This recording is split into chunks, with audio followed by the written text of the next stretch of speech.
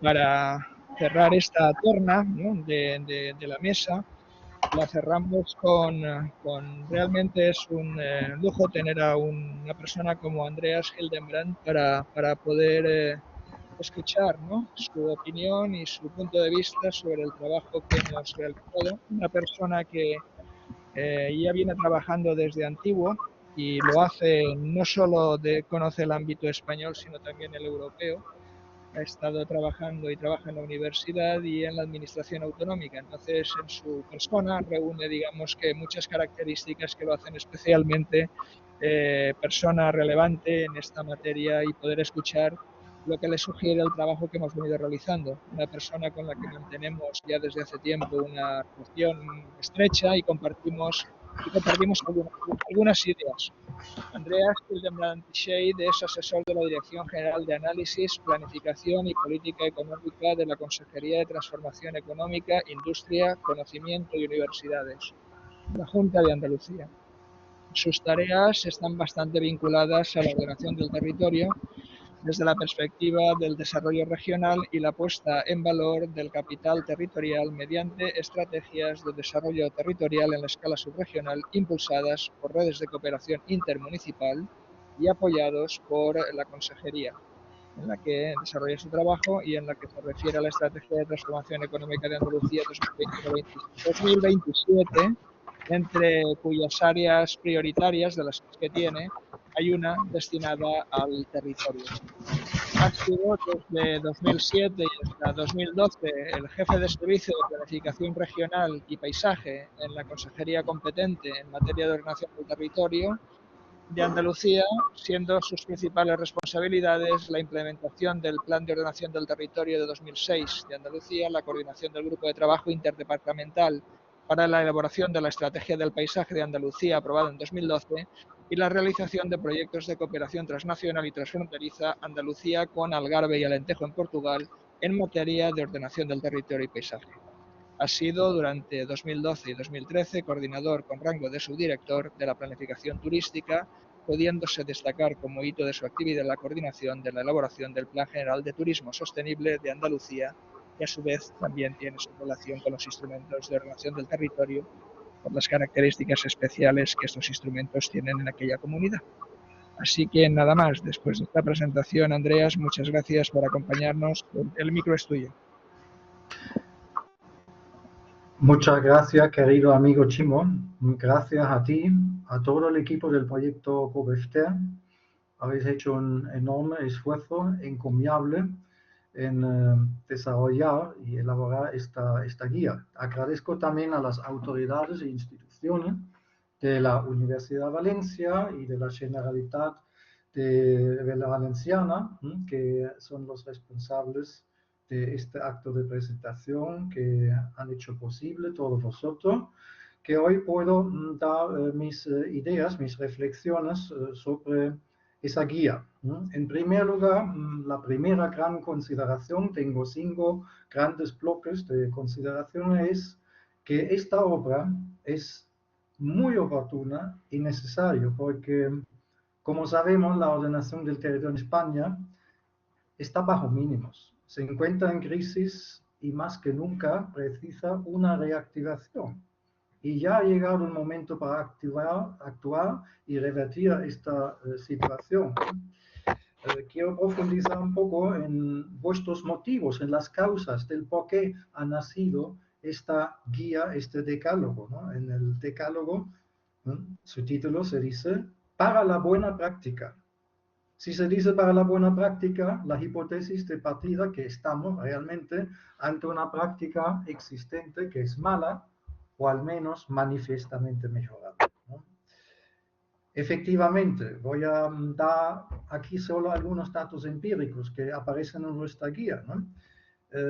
Todas las 17 comunidades autónomas tienen leyes aprobadas en la materia, algunas ya por segunda o tercera vez. La producción de planes, el output de la producción de planes es insuficiente en la comparación europea. En 6 de las 17 comunidades autónomas no hay un plan de ordenación del territorio a escala regional. Si bajamos al nivel, a mi juicio, muy decisivo, porque es la primera línea de fuego de contacto con el planeamiento urbanístico de los municipios, donde la planificación territorial ya adquiere un mayor grado de operatividad y de detalle.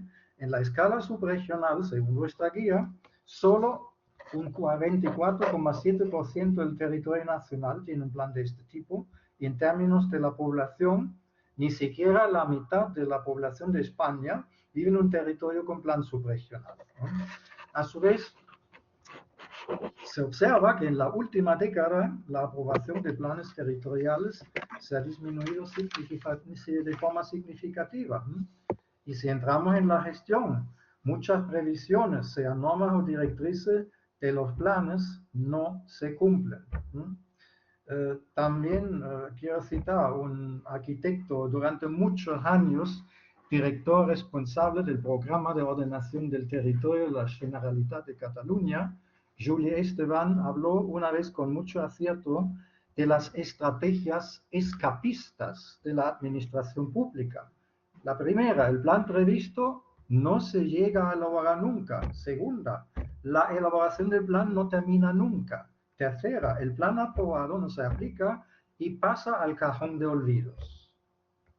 Eso es la triste historia en muchas ocasiones, o peor aún. De entrada se renuncia a un plan, a una gestión del territorio por el plan, caso de Madrid, ¿no? Pues en este escenario desolador, a mi juicio, no debe extrañarnos que una pata, una pilar clave de lo que es la gobernanza, la rendición de cuentas, la evaluación, aún no forma parte de la agenda de la ordenación del territorio. En eso hizo hincapié Manuel Benavent, que conocéis, que es un gran experto en materia de ordenación del territorio, que desde hace muchos años ha estudiado esta materia y ha sido también director general de urbanismo en la Junta de Andalucía. ¿Por qué no hay evaluación? En primer lugar, porque no hay producción suficiente de planes. Y en segundo lugar, nadie quiere la evaluación. No quieren darse notas a sí mismos, ¿no? Las administraciones públicas y los políticos responsables. Vuelvo a este aspecto, ¿no? La evaluación, ¿no? Está claro, se consagra solemnemente en las leyes. En los planes, en el plan de ordenación del territorio de Andalucía, se habla del seguimiento, de los informes de evaluación, de la tipología de indicadores, pero luego no se practica. Con la excepción de Navarra, se puede constatar, hoy por hoy no hay evaluación de la práctica de la ordenación del territorio en España, ¿no? Con esto estamos realmente lejos con otros países europeos que han avanzado más en esta política pública: Suiza, Alemania, Holanda, Francia, Reino Unido, también Italia, que la practican con una política continua y una gran cobertura total del territorio en Holanda, en Alemania, en Suiza, en gran parte también la mayor parte de Francia e Italia cuenta con este tipo de planes. Entonces, creo que esta guía tiene que servir a los tomadores de decisiones, buscar la convergencia. Siempre se habla de la convergencia de España con Europa. Esta convergencia tiene que darse también en cuanto a la calidad de la planificación pública y especialmente la planificación territorial, ¿no? No cabe la menor duda, ¿no?, de que en ningún país, ¿no?, la ordenación del territorio es una success story, una historia de éxito. Eso tiene que ver que la ordenación del territorio, por su naturaleza, ¿no?, tiene algunas características que la diferencian de las políticas de corte sectorial. Es mucho más difícil, ¿no?, hacer política de ordenación del territorio que políticas sectoriales, ¿no?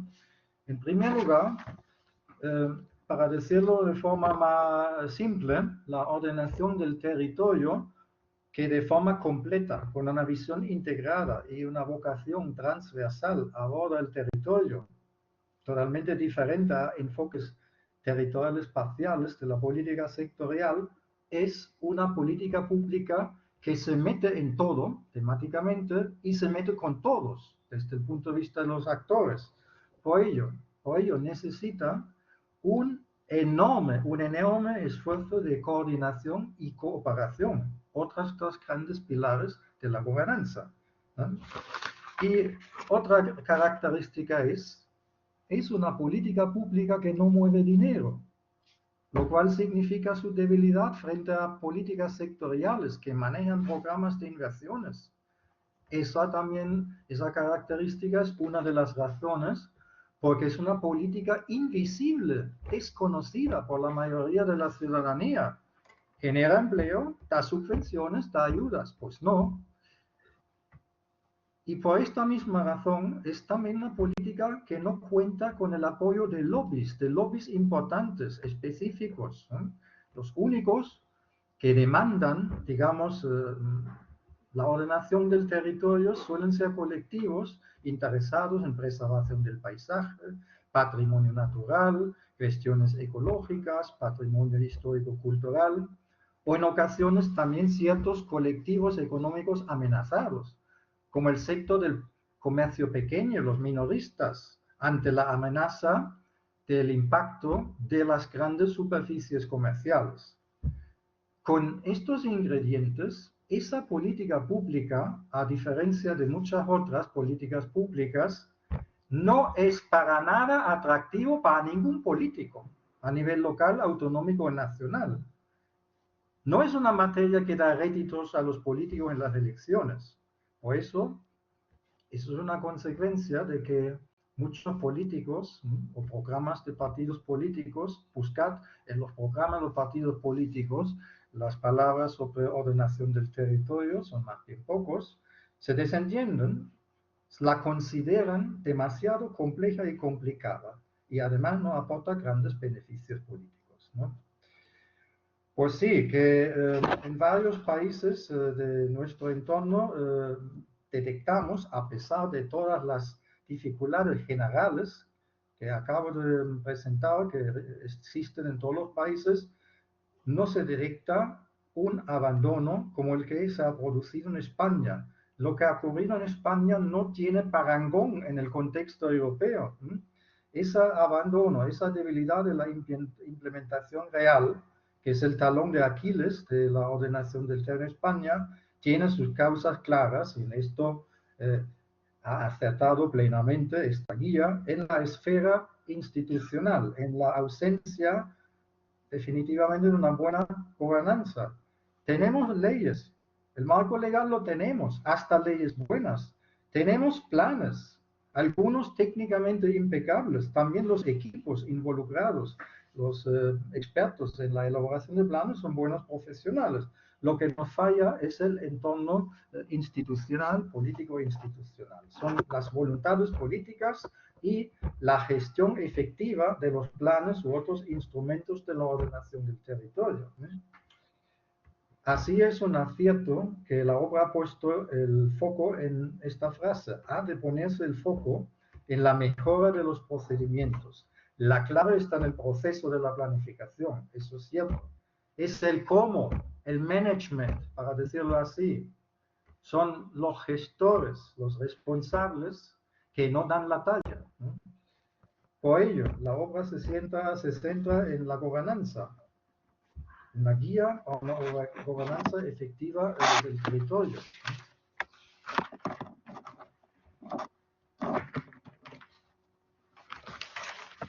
En segundo lugar, y es la segunda gran consideración, la obra es una visión clara, completa y a su vez muy amena, muy atractiva en su lectura, con numerosos gráficos, tablas, cuadros, de todos los aspectos relevantes que hay que tener en cuenta para lograr este objetivo, la gobernanza efectiva del territorio, ¿no? En primer lugar, quiero felicitar a los geógrafos y a todas las otras disciplinas involucradas en el equipo que estáis echando cuenta de las ciencias políticas, ¿no? Que estáis citando a Aaron Belafsky, un politólogo estadounidense, uno de los mayores expertos internacionales en evaluación de políticas públicas, y es por eso, digamos, una publicación que no solamente es útil para la investigación y la comunidad científica que trabaja sobre ordenación del territorio, sino también para el campo de la sociología, del derecho administrativo y de las ciencias políticas.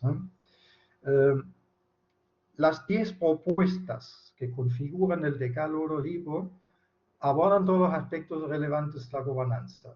Voy a ser breve, porque Juan Garrido ya ha presentado a cada una de las 10 propuestas de forma detallada. Yo quiero centrarme en aquella propuesta que es la cuarta, que resalta la importancia de la cooperación interdepartamental e intergubernamental.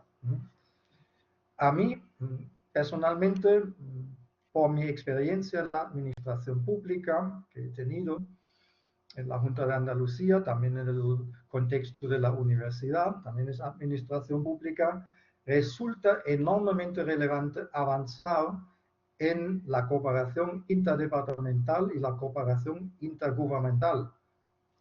Porque en el Estado de las Autonomías, en España, estamos en un sistema de gobierno multinivel. Hay que practicar un buen gobierno multinivel, ¿no? Y buscar y generar alianzas múltiples entre diversos actores, tanto públicos como privados. Y esto en España no es nada fácil y va a requerir mucho tiempo hasta que veamos, ojalá un día, la buena puesta en práctica del decálogo de esta guía. Es que España es un país con una bajísima cultura de cooperación relativamente, de la cooperación, ¿no? Es relativamente débil esa cultura. Por eso, esa es una cuestión cultural, requiere su tiempo, es un proceso largo, ¿no? En las relaciones intergubernamentales dominan en España, además del rifirrafe entre partidos políticos, siempre las rivalidades y la lógica de conflicto sobre la cooperación. La cooperación, a diferencia de la coordinación, que es una obligación jurídica según la legislación española, la cooperación siempre es un acto voluntario. Y ese acto voluntario anda, rememos, ¿no? Rememos juntos, ¿no? Hagamos las cosas de forma conjunta, es débil a nivel intermunicipal, entre comunidades autónomas y entre Estado y comunidades autónomas. Las lógicas imperantes son más bien rivalidad y conflicto y recelos que la cooperación, ¿eh? Y este panorama, este contexto de la cultura de la no cooperación, a mi juicio, es veneno puro para esa política pública que más está necesitado como ninguna otra de una eficaz coordinación y cooperación. Así, hay que cultivar más esta cooperación voluntaria en el ámbito de la ordenación del territorio, ¿no? Hay una experiencia exitosa. Todos conocéis el desarrollo rural, la iniciativa LIDER, cofinanciado por la Unión Europea. Los grupos de desarrollo rural no fue un acto de delimitar ámbitos subregionales de cooperación desde arriba de los gobiernos autonómicos, sino nacieron ad hoc desde abajo. Y lo importante es, la Unión Europea decía claramente, solo si os presentáis coordinados mínimamente, solo si tenéis la capacidad de constituir redes de cooperación en esta escala local, solo en este caso va a fluir dinero de Bruselas. Esto es sumamente importante, ¿no? Hay que, por tanto, a mi juicio, en la gobernanza territorial, la práctica de la ordenación del territorio, la cooperación intermunicipal, hacer planes urbanísticos compartidos. Esto ocurre en la región Emilia-Romagna, en Bolonia, en Italia, estrategias compartidas de desarrollo territorial para áreas metropolitanas, o la amplia experiencia de las redes de cooperación entre ciudades en Alemania y en Francia, ¿no? Hay que cooperar entre comunidades autónomas en materia de ordenación del territorio. Si abrimos la ley de un land alemán, casi en todas las lenguas alemanas hay referencias sobre fórmulas organizativas e institucionales cuando surjan necesidades de cooperación transfronteriza con el land vecino. Esto no vemos en la legislación española. Y sobre todo, también hay que avanzar en la cooperación del Estado con las comunidades autónomas. Yo pienso que a pesar de que constitucionalmente es una competencia exclusiva de las comunidades autónomas, el Estado como competente en muchas materias sectoriales, carreteras, aguas, costas, que ordenan con sus zonificaciones el territorio, no puede quedar al margen, ¿no? Hay temas además de carácter entre diferentes comunidades autónomas, las cuestiones de las cuencas hidrográficas, los trazados de las redes transeuropeas de transporte, etcétera, temas que afectan varias comunidades autónomas. Entonces pienso, debería haber un cauce de reunión, digamos, al menos una vez al año, en el marco de esa conferencia sectorial de ordenación del territorio. Existe en España, se creó en algún año de la década de los 80, luego nunca se supo nada más de ella. Cuando yo he sido jefe de servicio de planificación regional paisaje entre 2007 y 2012, era el gobierno de Zapatero, el secretario de Estado responsable para el territorio a nivel nacional, era Antonio Serrano, que conocéis. Nosotros nos reunimos al menos en un grupo de trabajo, Estado, comunidades autónomas, para elaborar posiciones comunes en cuestiones territoriales, propuestas para la Unión Europea, para su agenda territorial y por otro lado propuestas para la aplicación del Convenio Europeo del Paisaje del Consejo de Europa.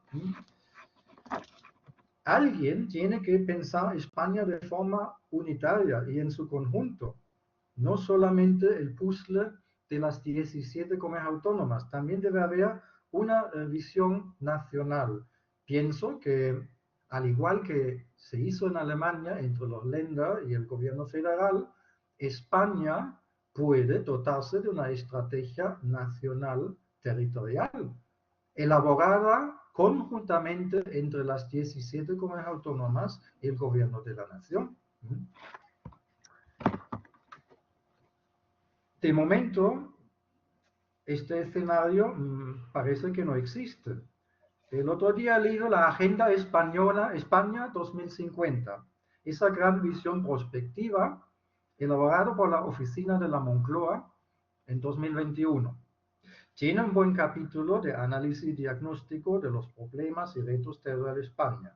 No obstante, en la parte propositiva, no se considera para nada los instrumentos de la ordenación del territorio.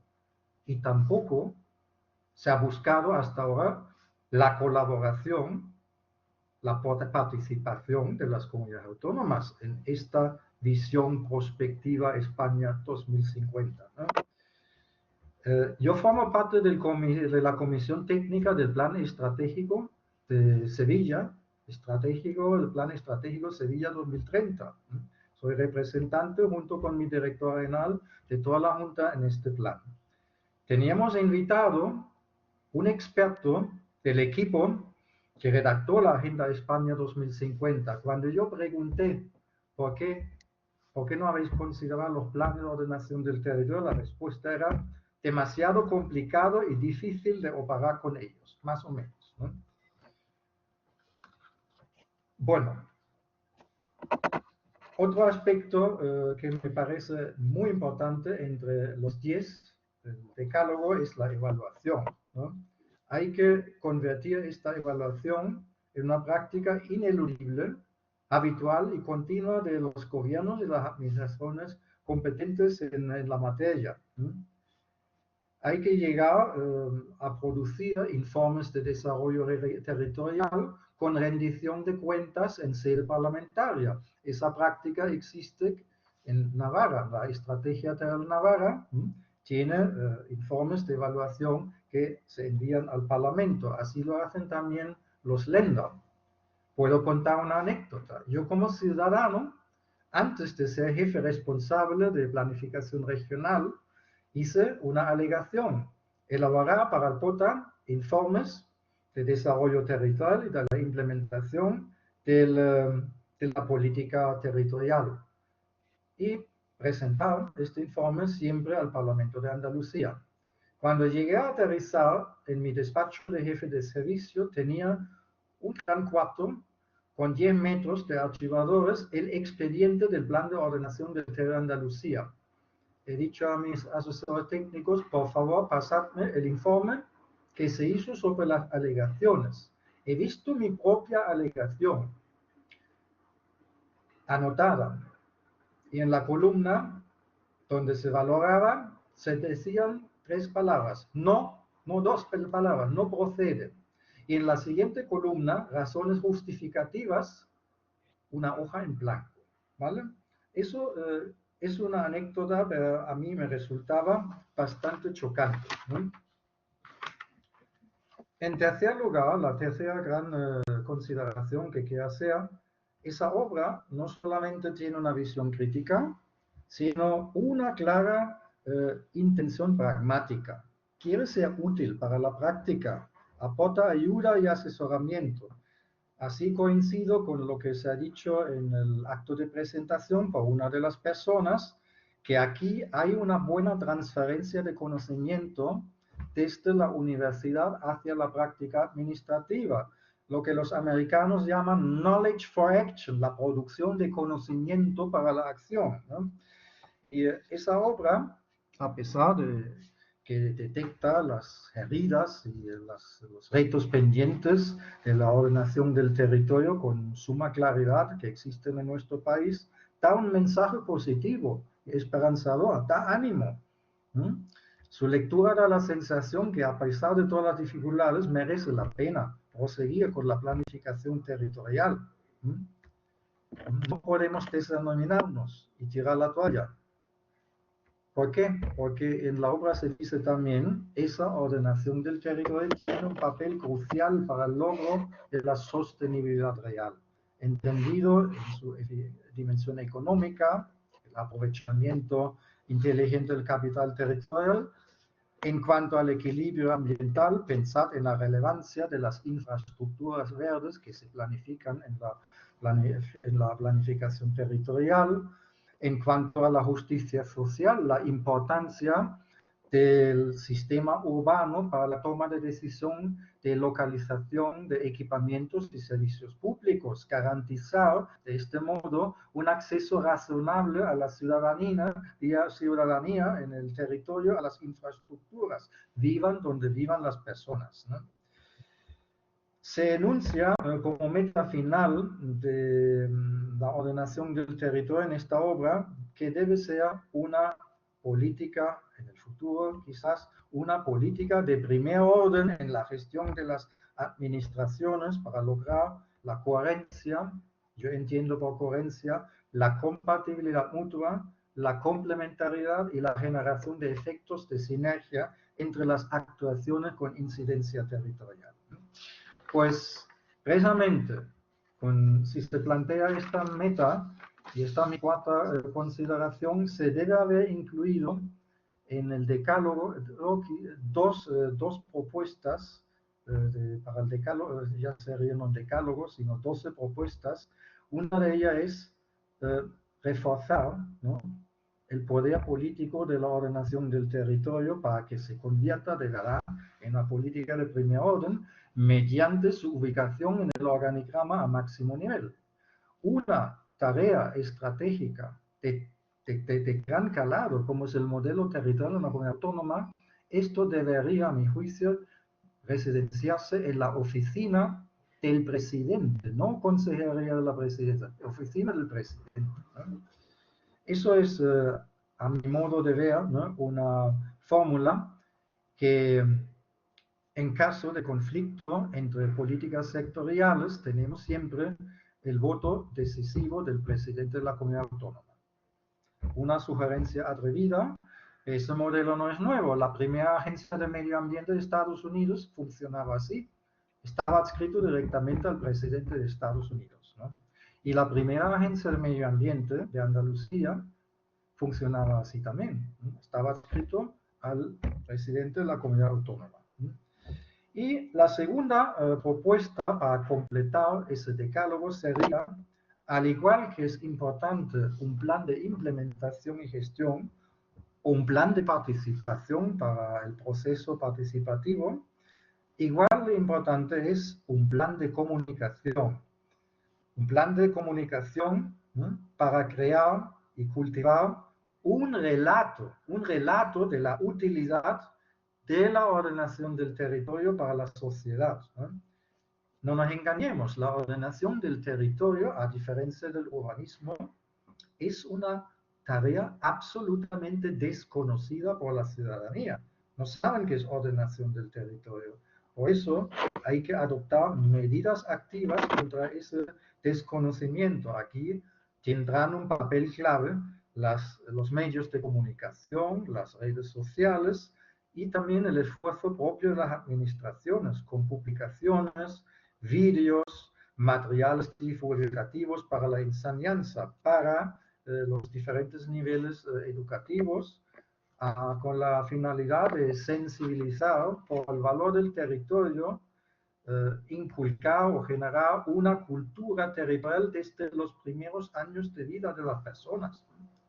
Hay que contar qué beneficios aportaría un plan bien diseñado y bien aplicado a los ciudadanos, ¿no?, en términos de disponibilidad, accesibilidad de equipamientos o de las infraestructuras verdes, que no solamente son importantes desde el punto de vista ecológico o recreativo, sino cada vez más también en relación con la pandemia del COVID-19. No voy a profundizar este detalle. Hay mucha literatura ya escrita sobre este tema. Y a su vez, no solamente trabajar en este campo ahora de la estrategia de comunicación, de este plan de comunicación, no solamente trabajar sobre los procesos, sobre la gobernanza, sino también contenidos materiales de la ordenación del territorio. Aquí dos propuestas. Hay que aprovechar este cambio climático, un reto que hoy conoce todo el mundo, cualquier ciudadano lo ve todos los días en los medios de comunicación.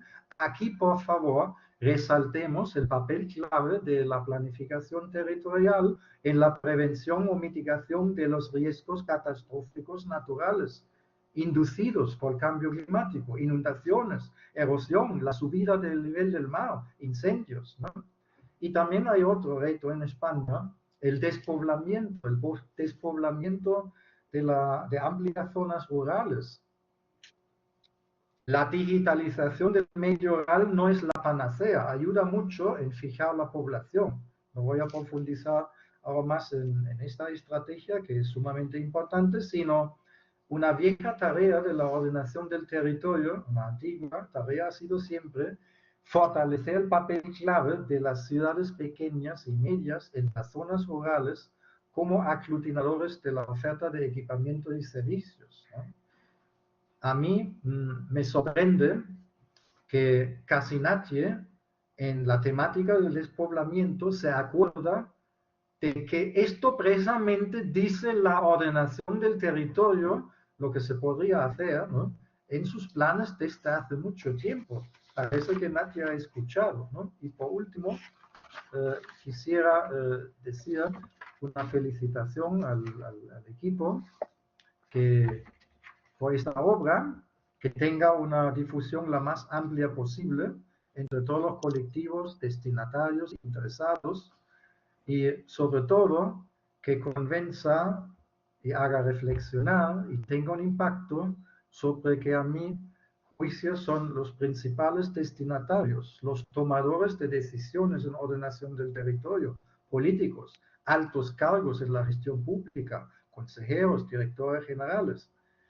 Esperemos que ellos entiendan, permitidme la expresión, este tirón de orejas amistoso y empiecen a ejercitar y mejorar sus capacidades y sus voluntades de gestionar la complejidad y la transversalidad de la ordenación del territorio y también de otras materias de políticas públicas, ¿no?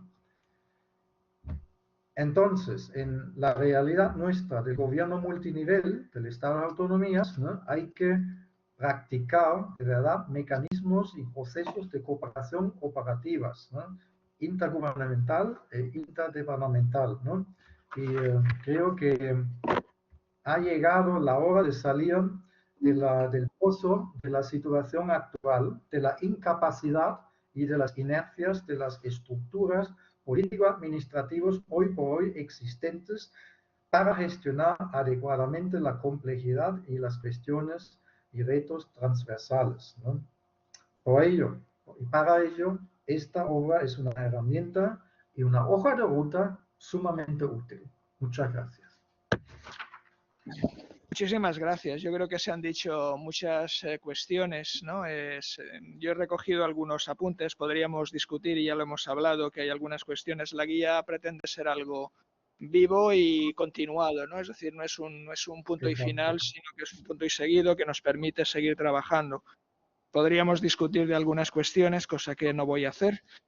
Creo que algunas de las aportaciones que hace respecto del tema de ese plan de comunicación a lo mejor pues permite o podría desarrollarse más en el 5, en el objetivo 5 que teníamos. Estoy completamente de acuerdo contigo con el hecho de construir un relato de la ordenación del territorio muy distinto del urbanismo, porque esto nos perjudica notablemente a la hora incluso de las sentencias de los tribunales. Creo que la dimensión política de colocarlo en los máximos niveles y sensibilizar a quien de verdad tiene el poder de poder mandar es una cuestión imprescindible. Y otras cuestiones, ¿no? Que no quisiera yo monopolizar, aunque nos daría para mucho.